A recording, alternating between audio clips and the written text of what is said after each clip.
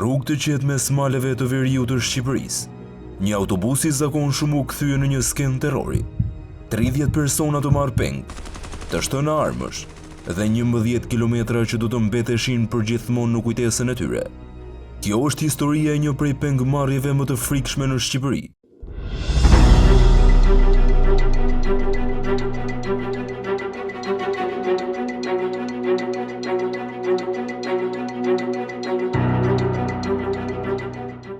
Gjithçka nisi si një udhëtim normal dhe përfundoi si një makt i vërtet për 10 njerëz të pafajshëm.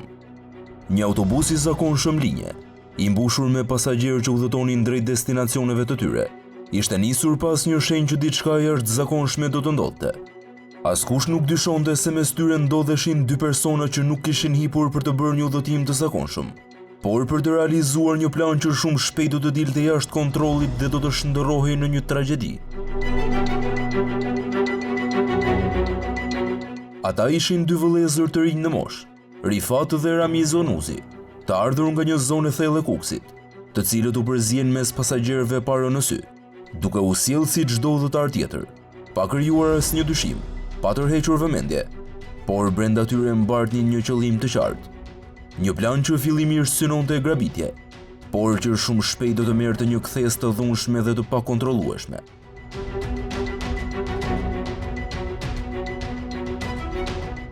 Ndërsa autobusi afrohej drejt zonës së Rëshenit, në një moment që askush nuk e priste, gjithçka ndryshoi brenda pak sekondash. Qetësia u thye nga zhurma e armëve, nga të shtëna të papritura që shpërthyen në ajër dhe krijuan menjëherë panik, britma dhe konfuzion. Një situatë që u përshkallëzua në mënyrë të menjëhershme kur 2 vëllezër i hapën zjarr në drejtim të një post bloku policor që ndodhej në rrugë. Një veprim i papritur që shënoi fillimin e një zinxhiri ngjarjesh të rënda, ku për herë të parë u shfaq qartë rreziku real për jetën e atyre që ndodheshin në autobus dhe për forcat e rendit që ndodheshin në terren. Në ato momente të para të dhunës, një efektiv policie humbi jetën. Një burr 40 vjeçar që ndodhej në detyrë duke kryer punën e tij në një post blok rutin, ndërsa një tjetër u plagos rënd, duke e bërë të qartë se situata kishte kaluar çdo kufi të një krimi të zakonshëm dhe ishte kthyer në një incident të armatosur me pasoja të rënda.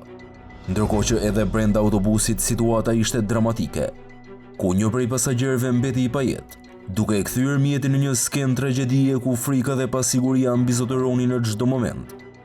Autobusi nuk ndaloi, përkundrazi, ai vazhdoi rrugën, tashmë i kthyer në një mjet nën kontrollin e armëve. Një mjet që lëvizte mes rrugës ndërsa brenda ndodheshin 10 njerëz të pafajshëm të marrë peng, të bllokuar në një situatë nga e cila nuk kishin asnjë mënyrë shpëtimi. Ndërsa policia përpiqej ta ndiqte nga pas pamundur të ndërhynte menjëherë për shkak të rrezikut të lartë që çdo ndërhyrje nxituar mund të sillte. Brenda autobusit, atmosfera ishte e rëndë, e mbushur me tension dhe frikë. Çdo sekondë duke e gjatë, çdo lëvizje e autorëve mund të ishte fatale, ndërsa pasagjerët përpiqeshin të qëndronin të qetë, të mos provokonin, të mbijetonin, pa e ditur se çfarë do të ndodhte në minutat në vijim. Ndërkohë që të shtënat dhe dhuna nuk munguan, duke sjellë edhe të plagosur të tjerë mes pasagjerëve, njerëz që u gjendën papritur në mes të një situate që nuk kishin asnjë lidhje me jetën e tyre të përditshme. Në të njëjtën kohë, jashtë autobusit shteti kishte vënë në lëvizje të gjitha skuadrat e tij, forcat speciale, njësitë ndërhyrjes së shpejtë, negociatorët, snajperët dhe mjetet e blinduara, duke e kthyer zonën në një skenë të një operacioni të mirëfillt, ku çdo lëvizje duhet të ishte menduar me kujdes dhe çdo vendim duhet të merrej me përgjegjësinë maksimale, pasi përballë nuk ishte thjesht një situatë kriminale, por një krizë me pengje ku çdo gabim mund të kushtonte jetë njerëzish. Një nga problemet më të mëdha me të cilat përballeshin forcat e rendit ishte mungesa e informacionit të saktë. Nuk dihej saktësisht sa persona ndodheshin brenda si pengje. Nuk dihej niveli i armatimit të autorëve. Kishte dyshime për praninë e armëve të rënda apo mjeteve shpërthyese, çka e bënte situatën edhe më të rrezikshme dhe më të vështirë për t'u menaxhuar. Në këto kushte, negociatat u bën një element kyç, një përpjekje për të fituar kohë, për të ulur tensionin dhe për të krijuar mundësi për një zgjidhje pa pasoja të mëtejshme. Ndërsa komunikimi me autorët ishte i vështirë dhe çdo fjalë kishte peshë, çdo përgjigje mund të ndryshonte rrjedhën e ngjarjes.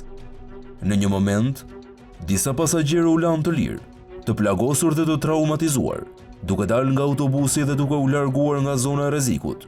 Por jo të gjithë, pasi disa prej tyre, përfshirë drejtuesin e mjetit dhe foturinën, mbetën ende në kërcënimin e armëve, duke mbajtur situatën në një gjendje të tensionuar dhe të pasigurt. Koha kalonte dhe presioni rritej, ndërsa forcat speciale përgatiteshin për ndërhyrjen. Një vendim që nuk merrej lehtë, pasi çdo ndërhyrje direkte mbarte rrezikun e një përplasje të armatosur me pasoje të paparashikueshme. Por në fund u vendos të përdorej një metodë që në situata të tilla konsiderohej ndër më të vështirat.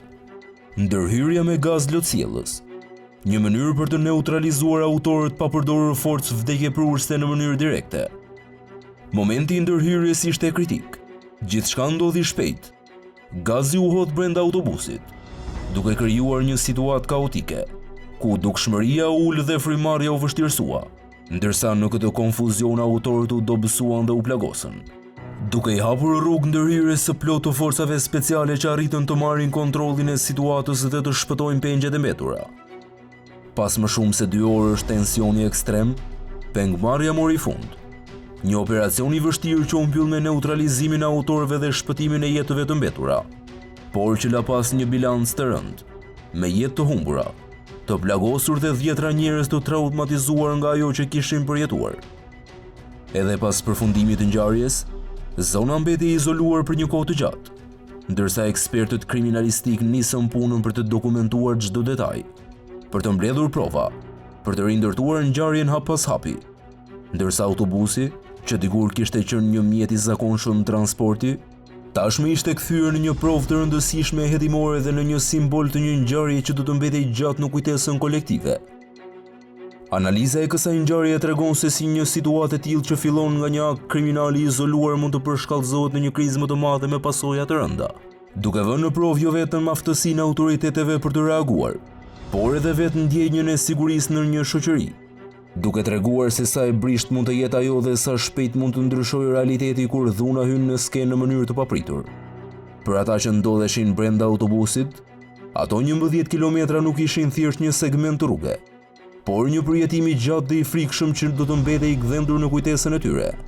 Një kujtim që nuk do të fshihej lehtë, një histori që do të tregohej dhe ritregohej si një nga episodet më të errta të një udhëtimi që nisi si çdo ditë tjetër, dhe që përfundoi si një nga përvojat më të vështira që mund të përjetojë një njeri.